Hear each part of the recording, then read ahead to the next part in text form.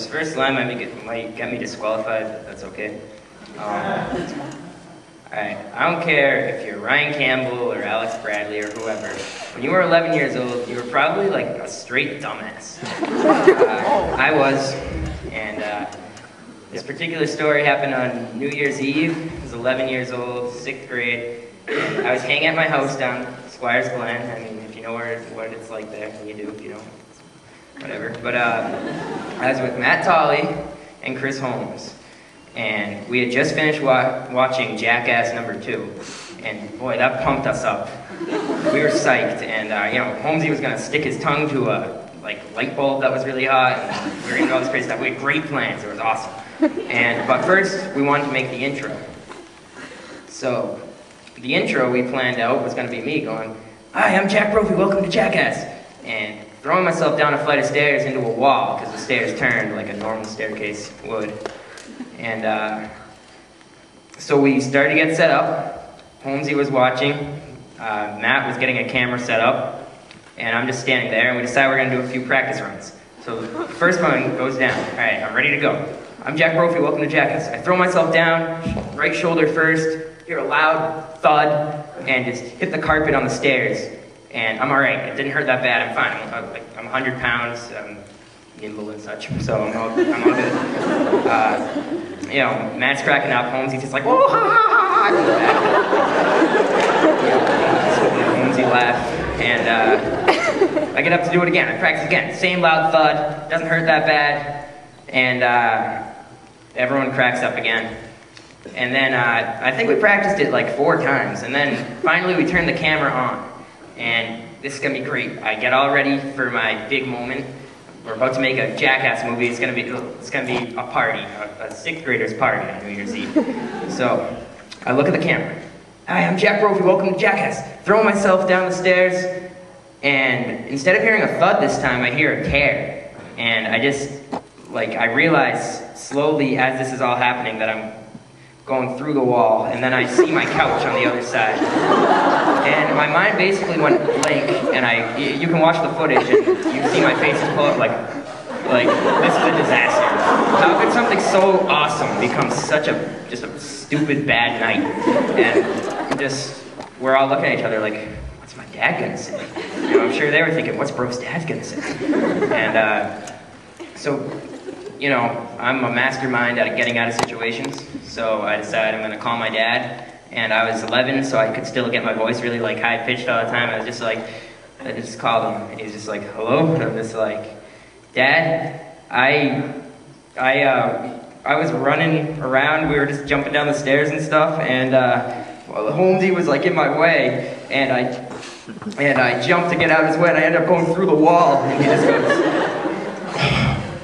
"All right, is everyone okay?" And I'm like, "Yeah, we're fine, but I broke the wall." He goes, "Okay." He comes home at 2 in the morning, looks at me, and I'm just looking up at him like, "Mercy, Dad, please." And I could see in his eyes, he just knew what it was like to be 11. He knew that the 3 of us were just little dumbasses.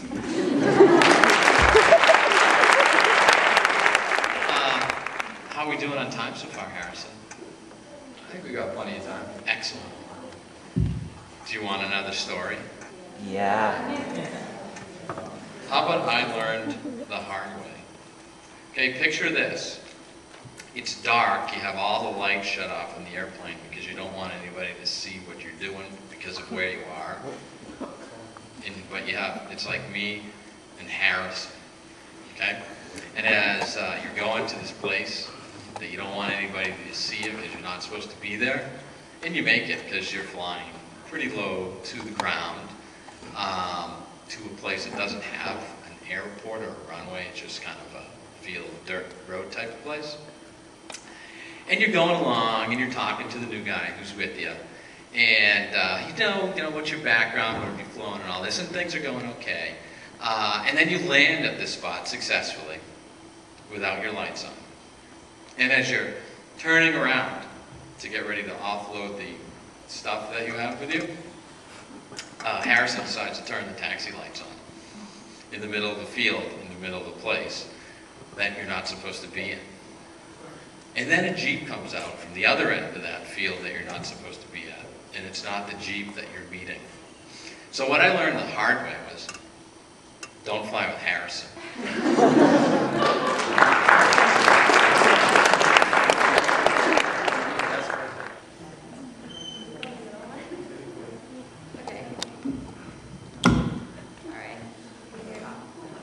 What? No, I don't think so. So most of us go on family vacations now with a sort of feeling of embarrassment. We kind of hide our faces wherever we go because if you're like me, you might have an embarrassing family. But up until about 5th grade are the golden years when you may not realize it, but you're part of what's embarrassing about your family when you go anywhere. So picture this. My family, we're traveling to Paris. I'm in 5th grade. It's a business trip for my dad, and we are the typical tourists. First you have my dad, who can barely speak English, so he can't speak French at all. Then you have my brother, who's, I think, a freshman in high school, and you can't really see his face because the whole time he's holding a camera, this huge camera, kind of making this, like, squinty face like that. Then you have me, and I'm sort of this ragamuffin child. I have very long hair, and I'm just very straggly, and you can't really tell anything about me. And then you have my sister, who's this little kid, and she freaks out when she gets what she wants, and she freaks out when she doesn't get what she wants. So we're thinking, okay, we're gonna have a great time in Paris. But then a few things happen. First, we're on the subway. We're going through the turnstiles. There's no one around. It's this kind of grimy subway. And my dad has this blue fanny pack. It's multi-compartment fanny pack. It's intense. And it's sitting right here. It's got a big buckle in the back. It has everything important. Our passports, the wallet, the money, the credit cards, everything. So my dad's going through the turnstile. And he is going through, and he's like, oh, my fanny pack's in the way. Better turn it around. And goes through. And the next thing we see is this young French man running away into the subway. And my dad looks down, and then he looks around, and brings it back, and the fanny pack has the zipper open, and everything is gone. So that took a lot of phone calls, but then we're like, okay, we got over that. It's a few days later. We're fine, we can handle the subway now. And then we go into the subway again. And this time it's rush hour in Paris. There's all these French people pushing us around. We can't get anywhere, so my siblings and I get through the turnstile okay, and we turn around to see my dad again. And this time he has every Metro card that we have ever had in his hand, because we're very cheap tourists, so we have to check everyone to make sure that we can get through while saving money. So he takes the cards, and he's like putting each one through, and then none of them are working, and there's a line piling up behind him of angry French people. And right behind him is this little old lady, and she's sitting there. She looks very harmless, but then she starts pushing, and then the people behind her start pushing, and then my dad is like, whoa, what's happening? Ugh. Turns around, and we see the lady teetering for about 10 minutes, and then she goes down, and the crowd opens up, and me and my siblings are on the other side of the gate. What's going on? What's going on? And then the French paramedics come, and they don't speak English, and we do not speak French at all. So they're like, what is happening? And we're like, we don't speak French. And the lady is there, there's blood everywhere, and then her husband comes over, and he's this little old man, and he's very sweet. We expected him to be like, what the? And I actually don't know any French swears, so. But he actually is very sweet, and he's like, what happened? And then we're the typical tourists, and we just walk very ashamedly away.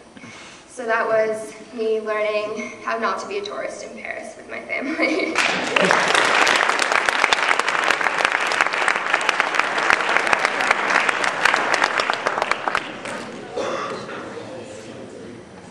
So my name's Hannah, and my story's theme is up the family tree. Now, I'm 17 now. I've had my license for a year.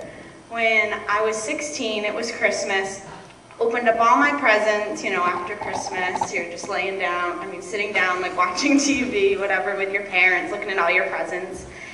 My dad comes over and he brings me this box. And he says, open it, we have one more present for you. And I'm like ecstatic. I'm like, was it diamonds? Like, what is it? Like, it was in a jewelry box.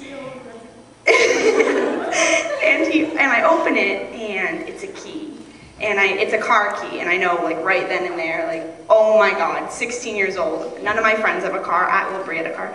None of my other friends had a car. I had my very first car. I was so excited. I just started to bawl my eyes out right there. Like, I couldn't believe it. My parents were like, go outside, like, open the door, like, see what we got you. Open the door, and there's a 1997 Ford Taurus. And it has a hose on it, but it's a bow. And it was this hose, and it had stickers all over it that said, HK's coolest car, and you know, HK's the coolest, and all this stuff. And I'm sitting there, and I'm like, oh, thanks, guys. Like, this is nice. Like, I'm just trying to be grateful for it. And my mom kind of comes over to me and is like, oh, like, don't worry. Like, we can take the stickers off. Like, it's okay. She was like, just go in it. Like, just start it. Be nice. I was like, okay. So I go in it, I get in the car. All the windows have like Vaseline on it, so you can't see out the window. So right then I kind of know like, what's going on with that. So I go to put the key in the ignition, turn on the car, and baby powder just comes out all over from the AC. I start the car, baby powder, so now I'm covered in baby powder. I'm like, all right, like, that's okay, Dad, like, it's okay. I thought it was dust or something. And he goes, all right, start the car. So we start the car, and these fireworks start going off in the back of the car, and all the like neighbors are coming outside. There's smoke everywhere. It's going all up and down my street. And my dad's like, oh, like we can fix that. Like that's just what happens sometimes. So I was like, yeah, like after school or something. Like when I'm starting he was like, yeah, that's fine. Like it's okay. That'll happen. And my mom's like, don't worry. Like we can fix it. It's okay. So at that point, my brother goes, oh, I'll go move my car so you can pull the Ford into the driveway. And I was like, okay. I start crying again. Like me and my mom are alone now. We're really close. And I'm just like, Mom, like I can't drive this car. Like I'm sorry. Like I'm not gonna be able to do this. And she was like, just don't worry. Like be nice. Like it's okay. And like these fireworks just start going off. And on the back of the car, like it looks like it's on fire. Like the whole car is like flaming up. And my dad, my mom's like, okay, just like get out of the car. Like be nice. Like your brother worked hard on this. And I hear this beep. And I go and I look in my driveway to see what the beep is. And there's a brand new, oh, am I all done? I have half a minute. And there's a brand new Volkswagen Beetle, and that's my dream car, like bubbly car, like bubbly me. And there's this big red bow on it, and I just lit up. I knew it was mine, like it really wasn't my brother's because he was driving it. And I just lit up and saw the car and couldn't believe, just crying, is that mine, is that mine? And yes, and we donated that other car for Cars for Tots? Cars for Kids. So that was nice. So that was my first time getting my car.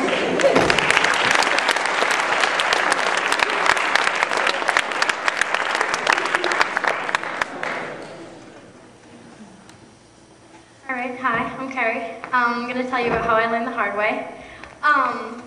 So when I was little, I always dreamed about like breaking my leg or getting hurt. I thought it was the coolest thing.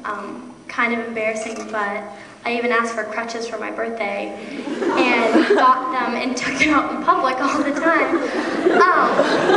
So by the time I was like in 7th grade, it was the end of the year, and I thought, you know, it's never going to happen. I'm never going to, my sister's broken her wrist, my brother's, whatever. I'm never going to get hurt, like, it's so cool.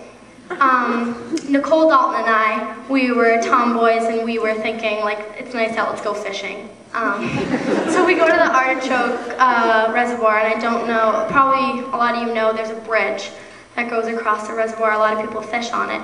And if you can imagine, behind me, like, I go down the bridge, and there's rocks off to the side. Okay. And then there's a rail, a high rail. So Nicole's sitting off the bridge, her legs are dangling, fishing. There's a nice rail behind her, and I'm sitting on the rocks kind of below her. And she all of a sudden starts screaming, and I'm like, whoa, what's wrong? And I see a bee right in front of her face, and she's so allergic to them. So she drops her fishing pole, hops over the rail behind her, and like safely makes it away from the bee. And I'm like, I'm gonna do the same thing. So I drop my fishing pole, I scream, and I start running, and I turn around, and I start going to jump over the rail. And then all of a sudden, I just hear like dong, and I'm like, what just happened? And then I'm face down, and all I see is blood dripping, and I'm like, oh my God, what happened? What happened? And I get up, and I'm like, Nicole, and she's looking at me, and she's going, and running and walking away from me, and I'm like, what happened? And I noticed that there's a low guardrail, like what you see on the side of the highway, like the steel, and I ran so fast, face first into it. And there's a man on the bridge fishing with his son, and he has no reaction. He's just like, okay. So he finally comes over and is like, do you girls need to use my phone? And we're like, yeah, obviously. And I'm like unconscious, like coming in unconsciousness, like Nicole's crying. Finally, her mom picks us up, and her mom's same reaction, like covers her mouth, and is like, oh my God, it's terrifying. And so she calls my house phone and says to my sister, like, I'm bringing Carrie home, like, don't like say anything about her face, like whatever. And same thing, my sister comes outside and literally starts backing away from me, and I'm walking towards her, and she's backing away, like, get away. And I'm just like, oh my God. So I go into the house, and I'm like, I need to look in the mirror, and they're asking me, like, who's the president, what's her name, whatever, and I'm like, what? Like, what's wrong? So I go into the bathroom, and I just see my face. And it is like, there is blood everywhere. There's blood, my shirt is covered, my face is so swollen. So I go to the hospital, and I'm waiting there for a while, and I end up getting 10 stitches right here. And I fractured this bone, and I think I fractured this bone too. And I walk into school like a couple of days later with the biggest sunglasses on, and my teachers are giving me candy, and they're just like, oh, we feel awful for you, because my face was huge. It was like mutilated, like I didn't look like human. It was awful. And I remember my friends just laughing at me like, oh, what happened to you? Like, whatever. It was like so embarrassing. But it just kind of taught me, like, look before you leap. Like, I didn't even think twice that there would be a rail behind me. And I mean, to this day, I still say, like, I'd rather have gotten stitches than be stung by the bee, because I wouldn't have a story to tell. But yeah, that's it.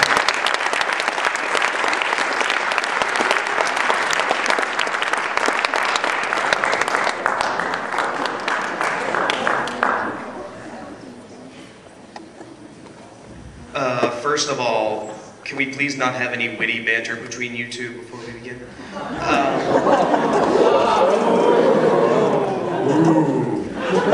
You were all thinking it. My story begins on a little trip to Vermont to go skiing. But this was the time before I wasn't really sure of myself. I was scared to death of skiing because I was always afraid of like breaking anything on my body because, as we all know, skiing is a rather high-risk activity. And so my dad pulls me over while we're at a rest stop, and I'm just freaking out. I've been freaking out the whole way down, but I'm at my peak of freaking out. And he's finally just like, Scott, what's your problem? I'm scared. Oh, why are you scared? I don't want to die. And so he tells me, you know, it's not gonna, at first you're gonna feel like it's gonna be scary, but trust me, anything that you do this weekend will be 100 times better than what happened to me in Colorado. Gee, Dad, what happened in Colorado? And so I got told this story. This was before they were married, my mother and my father, and so they went to Colorado with my family. My father had gone off with my uncle. They had just gone down a black diamond path, which in Colorado is scary. And so he's going down, he's going at a nice speed. He's never really actually skied that much beforehand. And what happens next to him is a bit of a blur. It's either his leg slipped out from under him, or he swerved, and then he swerved again, and then his knee buckled. And so he flops down the mountain horribly. I think he said he either heard something break or something come out, And so he's screaming, he's almost crying, he's cursing a little. And so he's put on the body bag that they bring you up in. And so he has to be picked up, put on chairlifts, up and down, up and down. And while he's being piteous to himself, why me, he looks up and my mother and her two sisters are laughing hysterically at him. And so he's in the hospital. He has to make a huge decision once he's in the hospital, ignoring the fact that my mother's there and laughing at him still. He can either get back up once it's done and he can just suck it up and go out and ski again, or he can drink himself under the table for the next three weeks.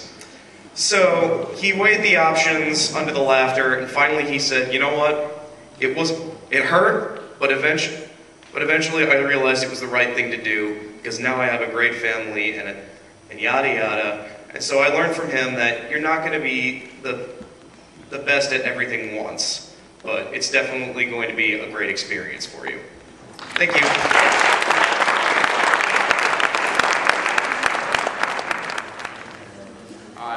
This is actually not about the first time I traveled across country, but the first time I decided to eat competitively in like a food challenge. So, all my life, I've never really found a food that was too hot for me to eat, until like one of my friends told me about the El Diablo challenge at a place called Wingett's in Portsmouth. So, one of my friends, he was there doing it. I guess after a couple wings, you know, he's crying into his food because he couldn't take the pain. And so, I'm not sure if anyone's familiar with the show Man vs. Food, but this guy actually couldn't beat the challenge, which is to eat 10 wings in 10 minutes of like the hottest wings in America. He only ate 7. So I got there, you know, pretty confident, thinking I could do this. I'm gonna like one-up my friend, do the challenge. So I get there, and I order the wings. So I'm waiting, and the waiter brings out this like big plate of these big brown wings that just like the smell of it would make me sweat. I was just like, oh, I'm in for something great right now. So I eat the first wing, get it through fine. I'm thinking, oh, this isn't that bad, like I can handle this. So my second wing, I pick it up. The first bite was literally the most painful bite of food I've ever taken. And like, part of the challenge is you can't wipe any of the sauce off your face while you're eating it, and you can't drink anything. So I was already like, I was prepared for it. I had like a half gallon of milk sitting out in the snow, getting ready to drink that after. So I get through 10 wings with a minute left to go, and my face is just on fire. I had burns, just burned my skin all right here. And right as I put the last wing down, the guy comes and snaps a nice picture of me, and I'm sure that looks pretty good up on the wall. So I run outside, stick my face in the snow, just to try to get the burning to stop. I knew that wasn't gonna happen, so I chugged half a gallon of milk. Still really wasn't going away, but like, that was a pretty good accomplishment. Now I'm on the wall of flames in the class of the elite.